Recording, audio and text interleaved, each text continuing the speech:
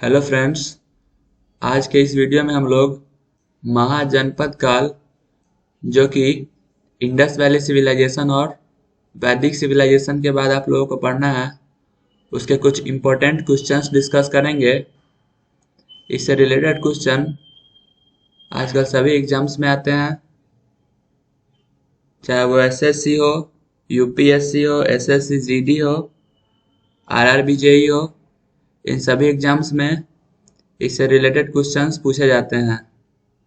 तो आप लोग इस वीडियो को लास्ट तक जरूर देखें। तो चलिए इस वीडियो को शुरू करते हैं। आपके सामने पहला क्वेश्चन है, हड़यक वंश के किस शासक को कुनिक कहा जाता था? तो आपके सामने ऑप्शन है बिंबिसार, उदयन, अजातशत्रु और डी ऑप्शन है निश्चित नहीं है। तो इसका आंसर होगा अजातशत्रु। अजातशत्रु को कुनिक के नाम से जाना जाता था या कुनिक कहा जाता था। उसके बाद दूसरा क्वेश्चन है, किस शासक ने गंगा एवं सोन नदियों के संगम पर पाटलिपुत्र नामक नगर की स्थापना की? तो ऑप्शन है अजातशत्रु, उदयन, अशोक और घनानंद। तो इसका आंसर होगा उदयन। उदयन ने गंगा एवं सोन नदी पर पाटलिपुत्र नामक नगर की स्थापना की थी। उसके बाद तीसरा क्वेश्चन है, शिशुनाग वंश का वह कौन सा शासक था जिसके समय में वैशाली में द्वितीय बौद्ध संगीति का आयोजन किया गया? उसे काकवर्ण के नाम से भी जाना जाता है। ऑप्शन है शिशुनाग, कालाशोक, नंदीवर्धन और इनमें से कोई नहीं। तो इसका आंसर होगा कालाशोक, जिसे काकवर्ण के नाम से भी जाना जाता था और जिसके समय में वैशाली में द्वितीय बौद्ध संगीति का आयोजन किया गया था। उसके बाद चौथा क्वेश्चन है, 323 ईस्वी पूर्व में सिकंदर महान की मृत्यु हुई थी। 323 ईस्वी पूर्व में सिकंदर महान की मृत्यु कहाँ पे हुई थी? ऑप्शन है फारस, बेबीलोन में, मैसिडोनिया में और तक्षशिला में। तो इसका आंसर होगा बेबीलोन में। सिकंदर महान की मृत्यु बेबीलोन में हुई थी। उसके बाद पांचवा क्वेश्चन है, सिकंदर महान एवं पोरस की सेनाओं में निम्न में से किस नदी के आमने सामने वाले तटों पर पड़ाव डाला हुआ था? ऑप्शन है रावी के, झेलम के, सतलज के और चिनाब के। तो इसका आंसर होगा झेलम के। दोनों सेनाओं ने झेलम के तट पर पड़ाव डाला हुआ था। उसके बाद छठा क्वेश्चन है, किस प्रकार का मृत भांड भारत में द्वितीय नगरीकरण का प्रमाण माना जाता है? ऑप्शन है गेरू रंग वाले मृत भांड, चित्रित धूसर मृत भांड, उत्तरी काले पालिष्कृत बर्तन और चौथा ऑप्शन है काले और लाल बर्तन। तो इसका आंसर होगा उत्तरी काले पालिष्कृत बर्तन। उसके बाद सातवां क्वेश्चन है, पाली ग्रंथों में गांव के मुखिया को क्या कहा जाता था? ऑप्शन है ग्रामक, भोजक या ग्राम भोजक, ज्येष्ठक और ग्रामपति। तो इसका आंसर होगा भोजक या ग्राम भोजक। उसके बाद आठवां क्वेश्चन है, उज्जैन का प्राचीन नाम था? ऑप्शन है अवंतिका, तक्षशिला, कान्यकुब्ज और धान्यकटक। तो इसका आंसर होगा अवंतिका। उज्जैन का पुराना नाम अवंतिका था। उसके बाद नौवां क्वेश्चन है, नंद वंश का संस्थापक कौन था? ऑप्शन है महापद्नंद, कालाशोक, घनानंद और नागार्जुन। इसका आंसर होगा महापद्यनंद, जो कि नंद वंश का संस्थापक था। 10वां क्वेश्चन है, ग्रीक या यूनानी लेखकों द्वारा किसे अग्निमीज या जंद्रमीज कहा गया है? तो इसका आंसर होगा घनानंद। घनानंद को कहा गया है। उसके बाद 11वां क्वेश्चन है, प्राचीन भारत में पहला विदेशी आक्रमण किनके द्वारा किया गया? ऑप्शन है ईरानियों द्वारा, दूसरा ऑप्शन है यूनानियों, तीसरा है शकों द्वारा, चौथा ऑप्शन है कुषाणों द्वारा। तो इसका आंसर होगा ईरानियों द्वारा। प्राचीन भारत में पहला विदेशी आक्रमण ईरानियों द्वारा किया गया था। तो इसके बाद 12वां क्वेश्चन है, प्राचीन भारत में दूसरा विदेशी आक्रमण एवं पहला यूरोपीय आक्रमण किसके द्वारा किया गया? तो इसका ऑप्शन है ईरानियों द्वारा, यूनानियों द्वारा, शकों द्वारा और कुषाणों द्वारा। तो इसका भी आंसर होगा यूनानियों द्वारा। उसके बाद 13वां क्वेश्चन है, ईरान के अखमनी वंश के किस शासक ने भारतीय भूभाग को जीतने के बाद उसे फारस साम्राज्य का 20वां प्रांत बनाया? ऑप्शन है साइरस, डेरियस, तीसरा ऑप्शन है जेरसिस, चौथा ऑप्शन है डेरियस या दारा बाहु 2। तो इसका आंसर होगा डेरियस या दारा बाहु 1। इसके बाद चौथा क्वेश्चन है, हाइडेस्पेस या वित्सता का युद्ध किन किन शासकों के बीच हुआ? तो इसका आंसर होगा सिकंदर एवं पोरस के मध्य। उसके बाद 15वां क्वेश्चन है, सिकंदर ने भारत पर कब आक्रमण किया? ऑप्शन है 323 ईस्वी पूर्व, 325 ईस्वी पूर्व, 326 ईस्वी पूर्व और 327 ईस्वी पूर्व। तो इसका आंसर होगा 326 ईस्वी पूर्व। उसके बाद 16वां क्वेश्चन है, मगध की प्रथम राजधानी कौन सी थी? इसका ऑप्शन है पाटलिपुत्र, वैशाली, ग्रीवरज और चंपा। तो इसका आंसर होगा ग्रीवरज या राजगृह, जो कि मगध की प्रथम राजधानी थी। उसके बाद 17वां क्वेश्चन है, किस शासक द्वारा सर्वप्रथम पाटलिपुत्र का राजधानी के रूप में चयन किया गया? ऑप्शन ए है अजातशत्रु द्वारा, ऑप्शन बी है कालाशोक द्वारा, ऑप्शन सी है उदयन द्वारा और ऑप्शन डी है कनिष्क द्वारा। तो इसका आंसर होगा उदयन द्वारा। उदयन द्वारा सर्वप्रथम पाटलिपुत्र का राजधानी के रूप में चयन किया गया था। उसके बाद 18वां क्वेश्चन है, 16 महाजनपदों की सूची उपलब्ध है। ऑप्शन ए है महाभारत में, ऑप्शन बी है अंगुत्तर निकाय, ऑप्शन सी है छांदोग्य उपनिषद में और ऑप्शन डी है संयुक्त निकाय में। तो इसका आंसर होगा अंगुत्तर निकाय में। उसके बाद 19वां क्वेश्चन है, निम्न में से मगध का कौन सा राजा सिकंदर महान के समकालीन था? ऑप्शन ए है महापद्यनंद, बी है घनानंद, सी है सुकल्प और डी है चंद्रगुप्त मौर्य। तो इसका आंसर होगा घनानंद, जो कि सिकंदर महान के समकालीन था। उसके बाद 20वां क्वेश्चन है, प्रथम मगध साम्राज्य का उत्कर्ष किस सदी में हुआ था? पहला ऑप्शन है 4ठी सदी ईस्वी पूर्व, दूसरा ऑप्शन है 6ठी सदी ईस्वी पूर्व, तीसरा ऑप्शन है 2री सदी ईस्वी पूर्व, चौथा ऑप्शन है 1ली सदी ईस्वी पूर्व। तो इसका आंसर होगा 6ठी सदी ईस्वी पूर्व। उसके बाद 21वां क्वेश्चन है, अभिलेखीय साक्ष्य से प्रकट होता है कि नंद राजा के आदेश से एक नहर खोदी गई थी।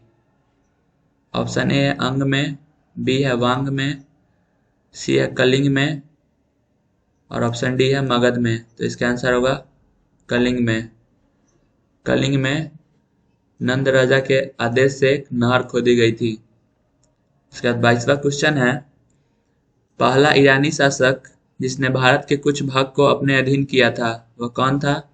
तो इसका ऑप्शन है साइरस, ऑप्शन बी है कॉम्बोसिस, ऑप्शन डी है डेरियस और ऑप्शन सी है डेरियस और ऑप्शन डी है जेरेसिस। तो इसका ऑप्शन होगा डेरियस। 23वां क्वेश्चन है, मगध का राजा अजातशत्रु का सदैव किस गणराज्य के साथ युद्ध रहा? ऑप्शन ए है वज्जी संघ, जिसे वैशाली भी कहा जाता है, बी है पांचाल, ऑप्शन सी है ए और बी दोनों और ऑप्शन डी इनमें से कोई नहीं। तो इसका आंसर होगा वज्जी संघ या वैशाली। उसका 24वां क्वेश्चन है, वज्जी संघ के विरुद्ध मगध राज्य के किस शासक ने प्रथम बार रथ मुसल, जो कि एक ऐसा रथ है जिसमें गद्दा जैसा हथियार जुड़ा था तथा महाशिला कंटक नामक गुप्त हथियार का प्रयोग किया।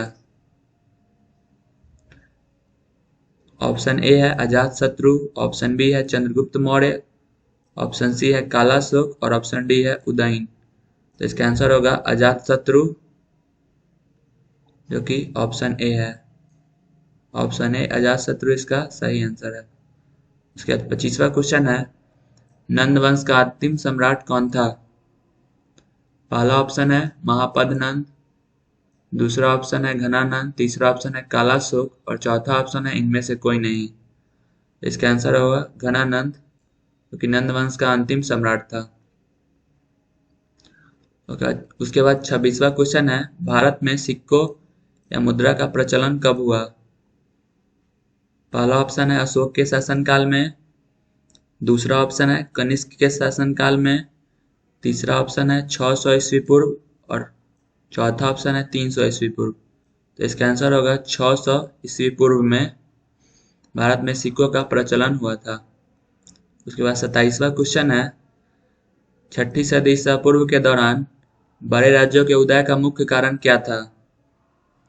ऑप्शन ए है उत्तर प्रदेश और बिहार में व्यापक पैमाने पर लोहे का उपयोग, ऑप्शन बी है जनजातीय समाज में अधिक व्यवस्थित जीवन का मार्ग प्रशस्त किया, ऑप्शन सी है व्यापार एवं वाणिज्य का उल्लेखनीय विकास और ऑप्शन डी है इनमें से कोई नहीं। तो इसका सही आंसर होगा उत्तर प्रदेश और बिहार में व्यापक पैमाने पर लोहे का उपयोग। उसके बाद 28वां क्वेश्चन है, मगध सम्राट बिंबिसार ने अपने राज्य जीवक को किस राज्य के राजा की चिकित्सा के लिए भेजा था? तो इसका ऑप्शन है कौशल, ऑप्शन बी है अंग, ऑप्शन सी है अवंती और ऑप्शन डी है वैशाली। तो इसका आंसर होगा अवंती। 29वां क्वेश्चन है, किस शासक ने अवंती को जीतकर मगध का हिस्सा बना दिया? ऑप्शन ए है अजातशत्रु, ऑप्शन बी है बिंबिसार, ऑप्शन सी है शिशुनाग और ऑप्शन डी है महापद्यनंद।